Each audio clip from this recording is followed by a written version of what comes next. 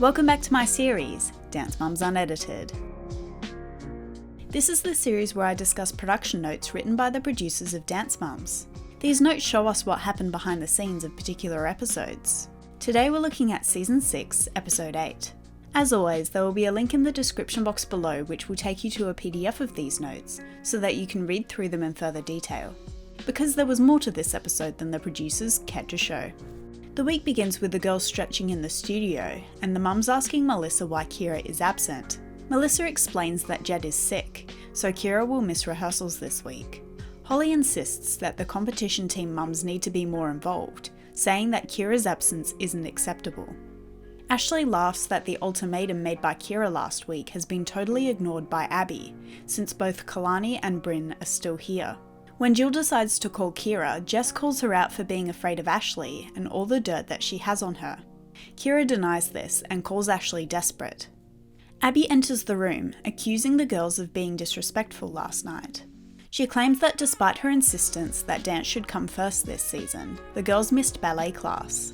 Holly reminds Abby that she abandoned the team for weeks at a time, saying that if she wants respect from the girls, she should lead by example.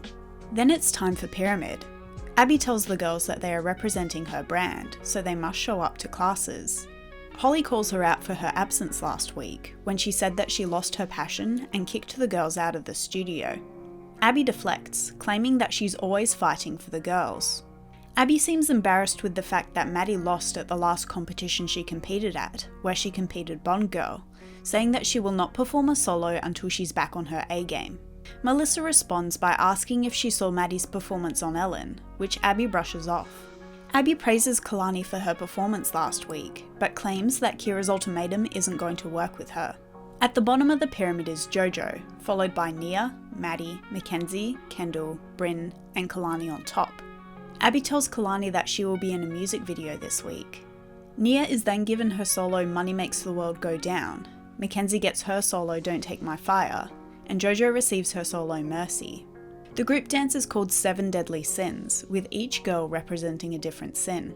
Bryn is given Envy, Mackenzie has Sloth, Nia gets Pride, Jojo is Greed, Kendall receives Wrath, Kalani is given Lust, and Maddie gets Gluttony. At the bleachers, Jill remarks that Abby has all of the sins, and that's what gets her into so much trouble. The mums are all shocked that Maddie didn't get a solo, but feel vindicated that Abby admitted to protecting Maddie. Holly is upset that Abby doesn't protect any of the other girls in the same way. Ashley then accuses Kira of stealing the costumes that she lent to the girls for the group dance last week. Jess says that the ALDC has 2 thieves, Abby and Kira. When Abby stops to chat with the mums, Melissa asks her if she's upset that Maddie performed on Ellen. Abby claims that she should have been there, unlike Melissa who didn't have to be. Jill suspects that Abby is taking her frustrations out on Maddie for having a career that is larger than hers. The mums begin playfully discussing and assigning one another the 7 deadly sins. Things get tense when Jill tells Ashley that she should get Sloth because Bryn is lazy. Ashley defends her daughter, saying that she dances 30 hours a week in addition to being a straight A student. She begins to cry and yells at the mums for talking about her child when she's not allowed to talk about their kids. Abby comes back, and Ashley asks her if she thinks that Bryn is lazy. Abby responds, saying that all the kids are lazy from time to time. Of all the words to describe those kids, lazy is not one that I would use. Those kids were working and dancing so many hours each week. It's wild to think that anyone would dare to call them lazy. The following day, the mums try to convince Melissa that Abby is jealous of Maddie. Melissa admits that she's sad that Maddie doesn't have a solo, but says that since Maddie's been away for weeks, it wouldn't be fair for her to come in and steal a solo from the other girls. The mums want her to call Abby out, so as soon as Abby arrives, Melissa questions why Maddie doesn't have a solo. Abby replies that Maddie had no time to focus while she was filming in New York. Melissa informs Abby that Kira has been accused of stealing the costumes that they used last week, and Abby declares that she never trusted Kira. Nia's solo costume hasn't arrived at the studio yet, and Ashley jokes that if it doesn't arrive in time, they can always catch Abby's attention by draping her in money. Jill says that being at the ALDC is an all-or-nothing experience, saying that Kira and Kalani should be here together or not at all.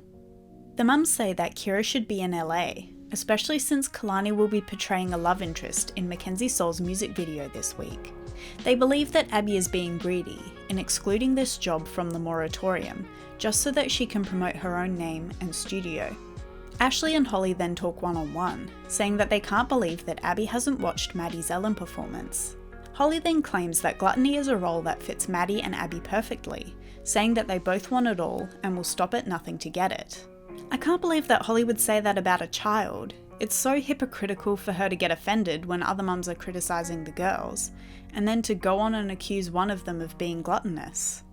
When Holly watches Nia's solo rehearsal, she sees that Abby is adding childish moves into the routine. This causes her to storm into the studio, demanding that Nia isn't punished because Abby can't be bothered giving her mature choreography. After rehearsals, Nia tells Holly that she doesn't want Gianna to feel bad that Abby is picking apart the solo that she created for her.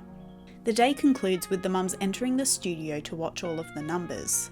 The next day, Ashley asks Melissa what it means when Abby put Bryn on probation. Melissa says that she isn't sure, but says that Abby likes having 7 dancers on the team. Jess and Holly enter the studio as Melissa explains that Jet is really sick. The mums seem to be understanding that family must come first, except for Jess, who says that if Kira wants to be on the team, she should make it work. Jill assures the mums that the girls are having fun with the 7 deadly sins concept and not taking Abby's digs too seriously. Holly claims that Abby's sins will one day consume her soul, and Melissa questions whether or not Abby even has a soul. Holly says she's convinced that Abby doesn't know how to choreograph for teenagers. Abby admits that she's worried about whether or not Nia's costume will arrive on time. She says that she wishes she choreographed this solo to be performed in heels. Holly says that there are many choreographers out there who recognise Nia's talents, and that all Abby seems to do is limit her. Abby fires back that Holly should bring someone in and prove her wrong. Holly jumps at the opportunity, causing Abby to question whether or not Holly wants to be part of the ALDC. Holly admits that Abby's studio is a great platform, but says that Nia needs more mature choreography that suits the teen category. Jill explains that Holly just wants Abby to push Nia out of her comfort zone, and Abby says that she would be happy to push Nia right out the door. When Abby leaves the room, Nia's costume arrives. Abby enters, saying that the costume looks great and expensive.